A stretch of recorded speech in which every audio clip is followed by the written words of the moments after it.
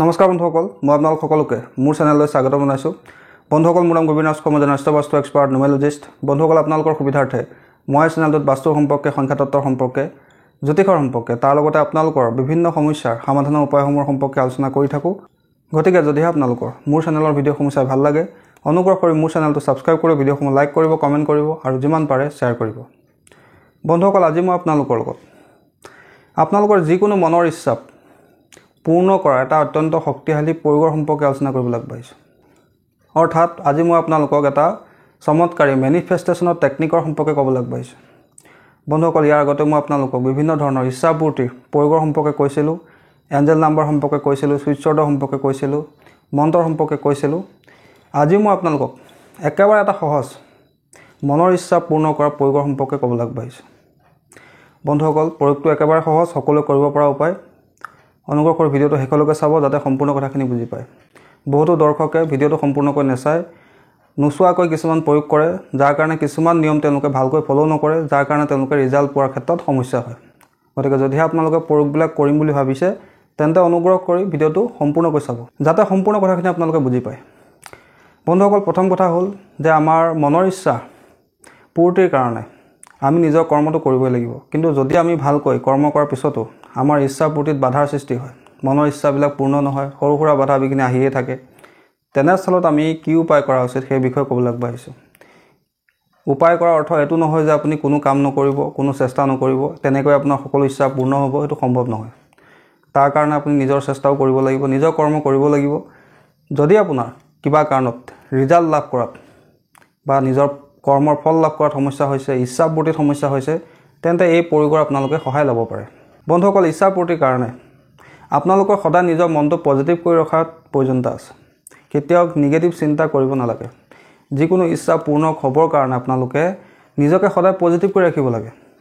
Negative চিন্তা কৰিলে কিন্তু আপোনালোকৰ ইচ্ছা পূৰ্তিত সমস্যা হ'বই। কাৰণ আমি যেনেধৰণে চিন্তা কৰোঁ, সেই ধৰণৰ ঘটনা আমাৰ লগত সংঘটিত হয়। গতিকে আমাৰ নিজৰ মনটো সদায় পজিটিভ কৰি ৰখাটো অত্যন্ত জৰুৰী। আৰু এই প্ৰয়োগসমূহ কৰোঁতে কেতিয়াও মনত ডাউট ৰাখি কৰিব নালাগে। মনত সন্দেহ ৰাখি এই প্ৰয়োগ কৰাৰ কোনো অৰ্থই নাথাকে। সম্পূৰ্ণ বিশ্বাস ৰাখি পজিটিভ মন লৈ এই প্ৰয়োগসমূহ কৰিব লাগে। এতিয়া আপোনালোকে ভালকৈ শুনি লওক, মনৰ ইচ্ছা পূৰ্তিৰ কাৰণে আমি এনে কি সহজ উপায় কৰিব পাৰোঁ। বন্ধুসকল, এই উপায়টো আপোনালোকে বৃহস্পতিবাৰৰ দিনা কৰিব লাগিব।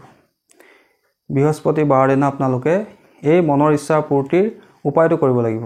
আপোনালোকে অকণমান হালধি গোটাই ল'ব আৰু এটুকুৰা সৰু বগা কাগজ।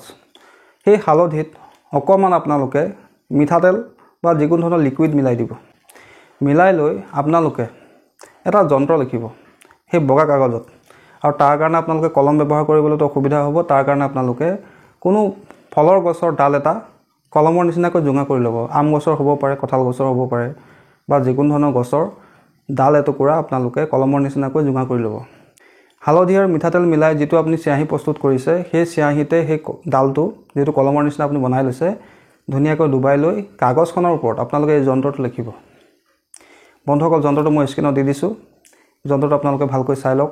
এই যন্ত্ৰটো আপোনালোকে বগা কাগজৰ ওপৰত হালধিৰ সহায়ত আপোনালোকে বৃহস্পতিবাৰ দিনা ৰাতিপুৱাৰ সময়ত লিখিব। যন্ত্ৰটো লেখাৰ শেষত তলৰ অংশত আপোনালোকে নিজৰ মনৰ ইচ্ছাটো লিখিব। কিন্তু এইখিনিতে এটা কথা কৈ থওঁ, যিটো মনৰ ইচ্ছা আপোনালোকে লিখিব সেইটো কিন্তু আপোনালোকে ৰঙা কলমেৰে লিখিব লাগিব। অৰ্থাৎ যন্ত্ৰটো আপোনালোকে হালধিৰ দ্বাৰা নিৰ্মাণ কৰিব, কিন্তু তলত যিটো ইচ্ছা লিখিব সেইটো ৰঙা কলমৰ দ্বাৰা লিখিব। আৰু আপোনালোকে সেই ইচ্ছাটো সম্পূৰ্ণ হৈ গৈছে বুলি লিখিব। ধৰি লওক, মোৰ এটা চাকৰি পোৱাৰ ইচ্ছা আছে। এতিয়া মই যন্ত্ৰটোৰ তলত লিখিব লাগিব, মোৰ এটা চৰকাৰী চাকৰি লাভ হৈছে। অৰ্থাৎ যিটো ইচ্ছা মই কৰিছোঁ সেই ইচ্ছাটো পূৰ্ণ হৈ গৈছে বুলি আপোনালোকে যন্ত্ৰটোৰ তলত লিখিব লাগিব। তাৰপিছত আপোনালোকে সেই কাগজ টুকুৰা সৰুকৈ জাপি ল'ব আৰু সেই কাগজ টুকুৰাৰ ওপৰত অলপ কপা মেৰিয়াই ল'ব।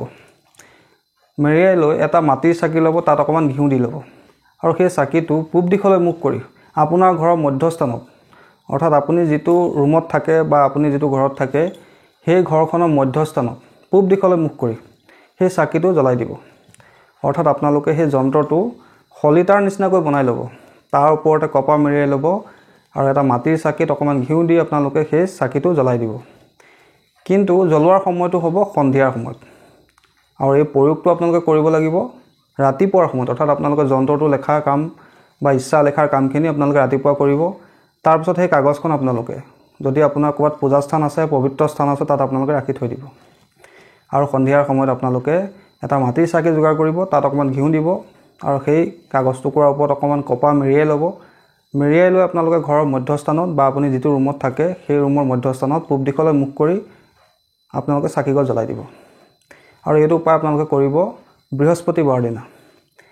কণ্টিনিউ আপোনালোকে এই প্ৰয়োগটোকে 4টা বৃহস্পতিবাৰ কৰিব। চাব আপোনালোকৰ যি ইচ্ছা পূৰ্ণত বাধাৰ সৃষ্টি হৈছিলে, যিটো ইচ্ছা আপোনাৰ পূৰ্ণ হোৱা নাছিলে, তেনে ক্ষেত্ৰত আপোনালোকৰ মনৰ ইচ্ছা পূৰ্তিৰ ক্ষেত্ৰত এই প্ৰয়োগটোৱে সহায় কৰিব। কিন্তু এইখিনিতে এটা কথা কৈ থওঁ যে আপোনালোকে যন্ত্ৰটোৰ শেষত কিন্তু 2টা 3টা 4টা 5টা এই ধৰণে ইচ্ছা লিখিব নোৱাৰিব। এটা সময়ত কেৱল এটা ইচ্ছাহে আপোনালোকে যন্ত্ৰটোৰ শেষত লিখিব লাগিব। এটা ইচ্ছা হৈ যোৱাৰ পিছত আৰু আপোনালোকে দ্বিতীয় ইচ্ছাটোৰ কথা লিখি এইদৰে প্ৰয়োগটো কৰিব পাৰে। একেলগে 2-3টা ইচ্ছা কিন্তু আপোনালোকে নেলিখিব। যেটো আপোনালোকৰ কাৰণে মোস্ট ইম্পৰ্টেন্ট, যেটো ইচ্ছা অতি সোনকালে শীঘ্ৰে পূৰ্ণ হোৱাটো আপুনি বিচাৰে, সেই ইচ্ছাটোৰ কথাই আপোনালোকে যন্ত্ৰটোৰ শেষত লিখিব আৰু সম্পূৰ্ণ হৈ গৈছে বুলি লিখিব। আৰু এটা কথা এইখিনিতে কৈ থওঁ, যি 4টা বৃহস্পতিবাৰ আপোনালোকে প্ৰয়োগটো কৰিব, অনুগ্ৰহ কৰি সেই গোটেই কেইদিন আপোনালোকে নিৰামিষ আহাৰ ভক্ষণ কৰিব। মাছ মাংস কিন্তু আপোনালোকে ভক্ষণ নকৰিব। সম্পূৰ্ণ পজিটিভ মন লৈ ঈশ্বৰক ধ্যান কৰি যে হে প্ৰভু, মই প্ৰয়োগটো কৰিব গৈছোঁ, এই ক্ষেত্ৰত তুমি মোৰ সহায় হোৱা, এইদৰে আপোনালোকে মনত কৈ ঈশ্বৰক ধ্যান কৰি এই প্ৰয়োগটো কৰিব। বন্ধুসকল, এইটো এটা অত্যন্ত চমৎকাৰী মেনিফেষ্টেশ্যন টেকনিক। আপোনালোকে মই যিদৰে ক'লোঁ সেইদৰে আপোনালোকে প্ৰয়োগ কৰি চাব, নিশ্চয় ইয়াৰ পৰা আপোনালোকে ভাল ফল লাভ কৰিবই কৰিব। বন্ধুসকল, আশা কৰিছোঁ আপোনালোকৰ এই মনৰ ইচ্ছা পূৰ্তিৰ এই চমৎকাৰী উপায়টোৰ সম্পৰ্কে জানি ভাল লাগিলে। আশা কৰিছোঁ আপোনালোকৰ ভিডিঅ'টো ভাল লাগিলে। যদি ভাল লাগিলে অনুগ্ৰহ কৰি ভিডিঅ'টো লাইক কৰি দিব, কমেণ্ট কৰিব আৰু মোৰ চেনেলটো ছাবস্ক্ৰাইব কৰিব। ধন্যবাদ।